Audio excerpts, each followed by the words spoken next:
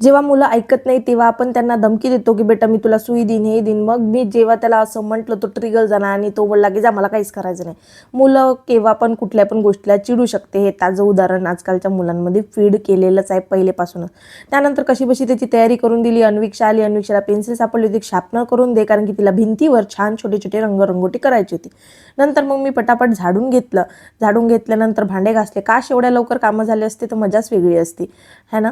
पोचा केला आणि नंतर मग आमच्या लाडूबाईला थोडासा खोकला वाटत होता तर औषधी स्वतःच घेतली. कपडे धुवून घेतले आणि त्यानंतर मी रेडी झाली बाहेर जाण्याकरता. याच्यासाठी मला माझ्या मुलाला शाळेतून आणायचं होतं. जशी मी गेली तेव्हा मी पेट्रोल पंपवर पेट्रोल भरायला गेली तेव्हा मला कळलं की माझ्या गाडीची जे पेट्रोल टँक आहे ते खुलत नाही आहे, तिचं काहीतरी गेलं आहे. तर मग मी शोरूम तसंच सुमेधला घेतलं आणि तसंच मी शोरूममध्ये आली आणि त्यांना म्हटलं बघा. तर ते बोलले आज माणसं नाही आहे, तुम्ही सोमवारला या. माझ्या पोराला मांजर दिसली होती, तिची उत्सुकता वेगळीच होती. मस्त चष्मा आणि कॅप घालून घेतली आणि मी त्याच्यासाठी थोडंसं खाण्याकरता घेतलं होतं. आणि बघ ह्या पेट्रोल टँककडे पाहू मी विचार करताय 1 वर्षात माझ्या गाडीचा हाल असं कसं होऊ शकते. मी तर जास्त वेळ खोलत पण नाही, काय करावं काही समजत नाही.